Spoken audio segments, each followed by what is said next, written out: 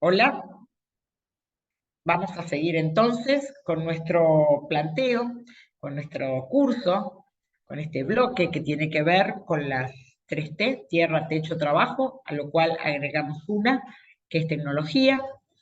Y ahora me gustaría conversar acerca del concepto de derechos humanos. Ya vimos que esas 3 o 4 T son simplemente unas reglas mnemotécnicas, pero que cuando hablamos de tierra, techo, trabajo y tecnología, estamos hablando de muchas cosas. Estamos hablando de deuda externa, estamos hablando de medicamentos, estamos hablando de explotación, estamos hablando de paraísos fiscales, estamos hablando de apropiación del trabajo. Y esto lo que nos dice es que al día de hoy hay un porcentaje muy, muy minoritario de la población mundial que se queda con un porcentaje mayoritario de la riqueza que es producto del trabajo colaborativo de toda la humanidad. Esta apropiación desmedida, ilegal e ilegítima de las riquezas que nos garantizan condiciones dignas de vida, algunos pensamos que se pueden solucionar si hablamos de los derechos humanos. Y esto es un tema muy viejo, porque para hablar de derechos humanos, primero tenemos que definir quiénes son los humanos. Porque si nosotros consideramos que algunos individuos no son humanos, nunca le van a aplicar los derechos, porque los derechos son solo para los humanos. ¿Quiénes son los humanos? ¿Los migrantes son considerados como humanos? Las personas que están en los campos de refugiados, en condiciones de prisioneros, son considerados humanos. Las mujeres en algunos países son consideradas humanos. A ustedes les puede parecer algo medio loco que yo hable en estos términos, pero yo les voy a contar que cuando se da la revolución en los Estados Unidos y se empieza a plantear el tema de la esclavitud, hubo muchas teorías donde se decía quiénes eran los humanos.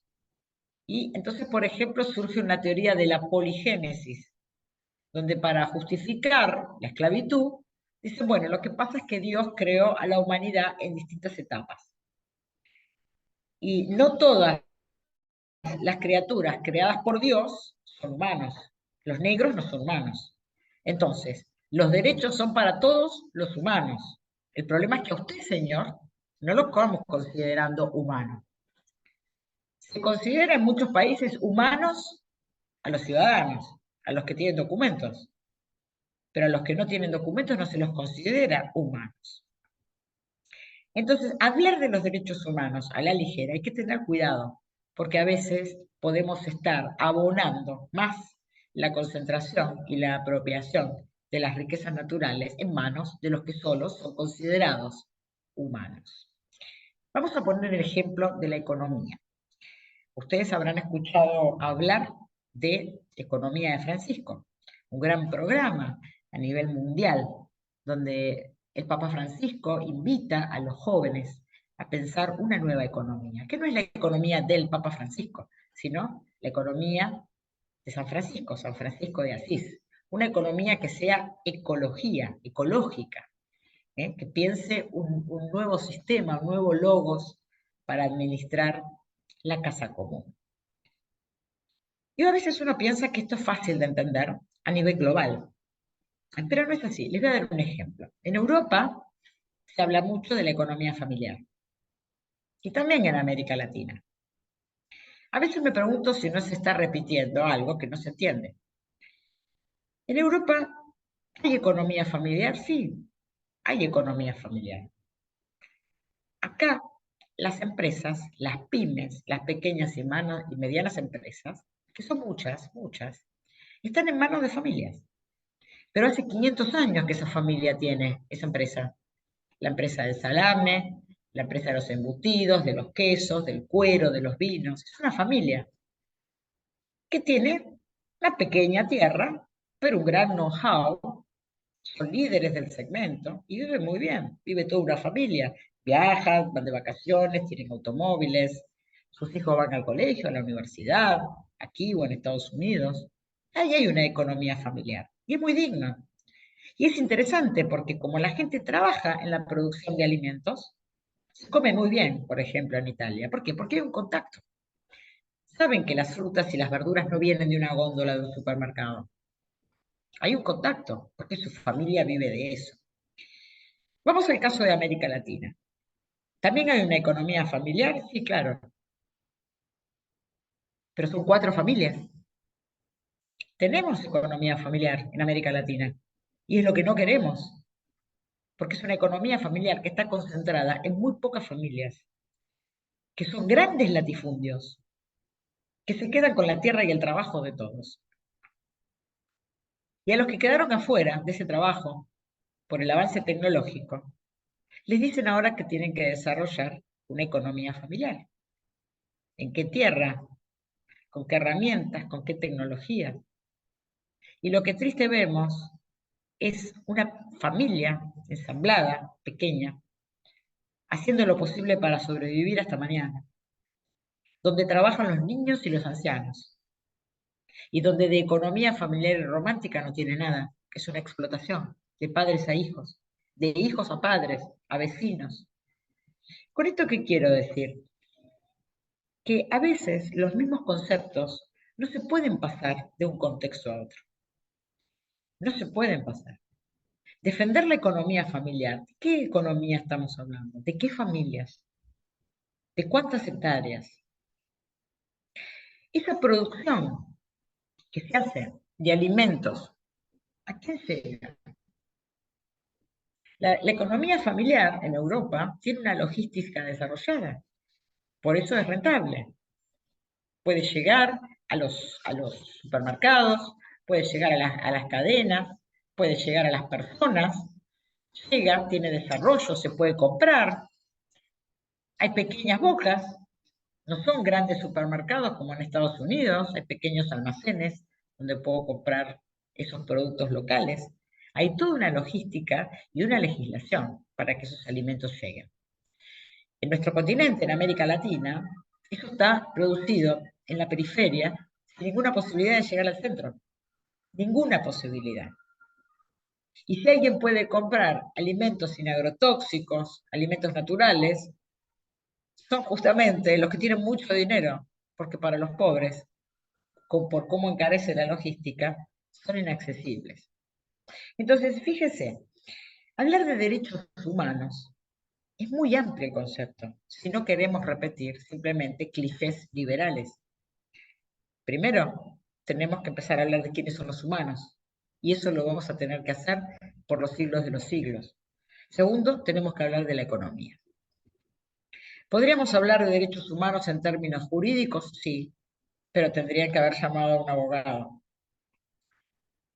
Yo voy a hablar como teóloga. Hablar de derechos humanos hoy es empezar a ver las causas de la deshumanización, porque derechos hay. Estuvo en una reunión de una Academia Pontificia Vaticana donde uno de los miembros dijo que no hacía falta más derechos, que ya había muchos derechos, que lo que hacía falta era que se cumpliera.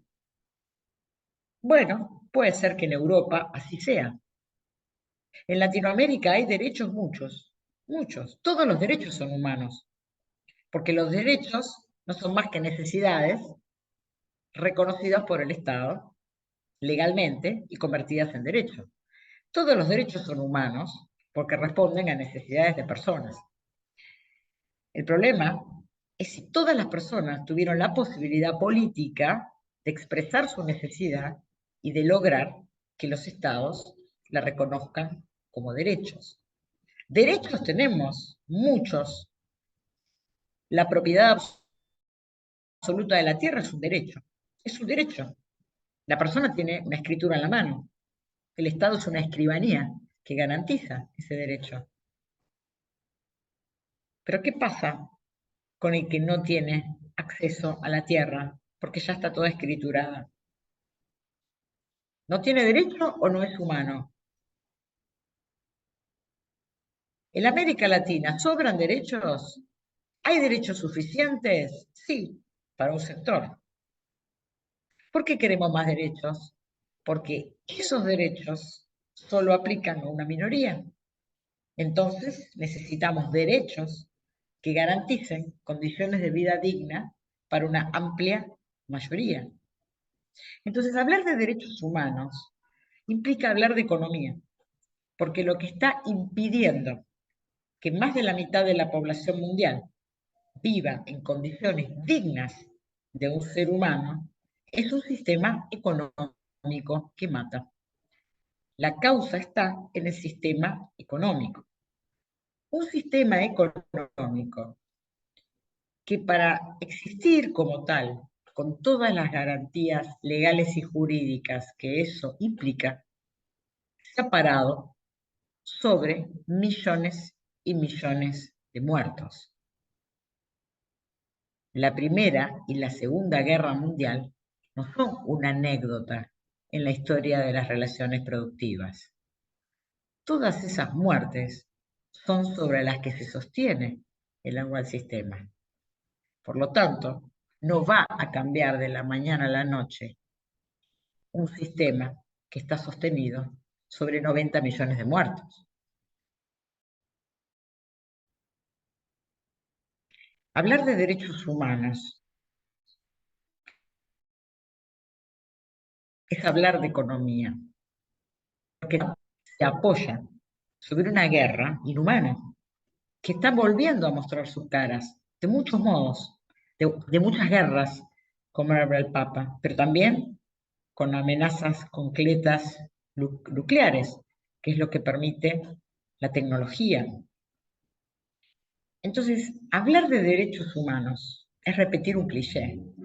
Si no se escucha bien, al menos para los católicos, ¿de qué nos habla el actual pontífice? El actual pontífice incluso ha criticado a la ONU, ha puesto en cuestión la Organización de las Naciones Unidas en el capítulo 1 de Fratelli Tutti y en otros. Es decir, ¿qué se está garantizando? ¿Estamos garantizando los derechos humanos de todos? ¿Están aplicándose? Este poliedro del que habla el Papa Francisco tiene que tener al centro la T del trabajo. Porque cuando hay trabajo, las personas se juntan, están varias horas del día, varios días a la semana, y empiezan a hablar. Y como dice Hannah Arendt, la política es palabra pública. Cuando uno empieza a hablar, se da cuenta que mi situación de sufrimiento, de opresión, de agonismo, no es natural, es la consecuencia de relaciones de injusticia. Entonces, voy a empezar a ver de qué manera puedo hacer que estas relaciones injustas se conviertan en relaciones justas.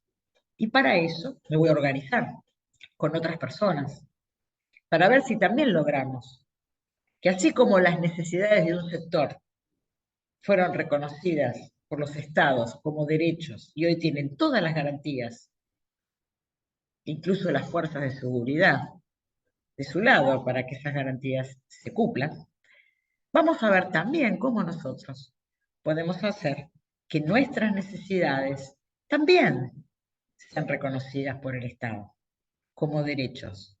Entonces vamos a dejar de ser movimientos populares y también vamos a ser partidos políticos, porque vamos a tener una parte de esa parte.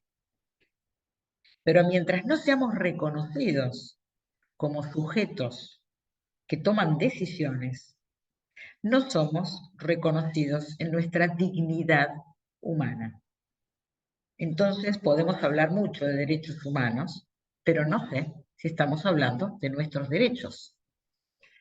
La dignidad humana, entonces, no es un plato de comida y un techo para que no me llueva en la cabeza. La dignidad humana tiene que ver con que me tienen que reconocer como un sujeto jurídico, es decir, como un sujeto que puede juzgar. ¿Y qué significa juzgar? Sentarme en una mesa de pares, como dice el Papa en Querida Amazonía, y tomar decisiones. Porque, ¿qué vamos a hacer con las riquezas naturales que Dios nos dio y con toda esa tecnología que gracias al trabajo colaborativo de muchos, hoy está o debería estar a disposición de todos y es privilegio de algunos? Antes de hablar de derechos humanos, debemos redefinir quiénes son los humanos, qué vamos a entender por humanidad, cuál es la causa de la deshumanización, quiénes son los que deciden qué necesidades son derechos y cuáles no. Tenemos que diferenciar entre lo legal y lo legítimo, porque hay necesidades particulares que adquieren el estatus legal de derecho, pero no necesariamente son legítimas. Es legal que yo tenga una tierra a mi nombre, pero es ilegítimo que me apropie de toda la tierra y el Hijo de Dios no tenga un lugar donde poner a descansar su cabeza. Hablar de tierra, techo y trabajo es muy complejo, pero no es prioridad de un sector de especialistas, de un sector de iluminados que juzgan desde fuera del contexto, como balconeando la vida, dice el Papa, en Cristo vive. Es responsabilidad de todos, cada uno desde su lugar. Me parece que lo primero es continente por continente, sector por sector, ver la realidad, no copiar modelos extraños. Así le ha dicho el Papa Francisco a los estudiantes africanos el 1 de noviembre. Él habla allí con ellos y les dice, la migración tiene una causa, el desempleo, y el desempleo tiene una causa, el robo de sus riquezas naturales, y eso tiene una solución, la organización política. No, pero no se dejen organizar con doctrinas foráneas. Ojo con los conceptos que utilizamos. Derechos humanos es un concepto en Latinoamérica fácil de entender o ya tiene una interpretación. Cuando hablamos de tierra, techo y trabajo, no tendremos que aclarar muy bien que cuando pedimos tierra, techo, trabajo y tecnología, no estamos pidiendo simplemente un pedazo de tierra para plantar un maíz y tener una gallina. No estamos pidiendo universidades, sistemas democráticos, garantía de nuestros presidentes elegidos democráticamente, acceso a la tecnología, tiempo libre pago, días de descanso.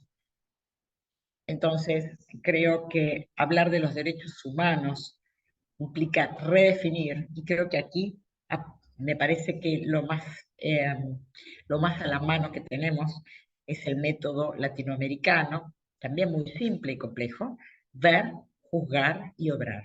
Primero ver la realidad, ver lo que está pasando, tocarla, sentirla, después juzgar, discernir si esas categorías que no las pensamos nosotros, si vienen de otros contextos, muy útiles en otros contextos, pero si siguen siendo fáciles de entender, útiles y funcionales a esa realidad que hemos visto.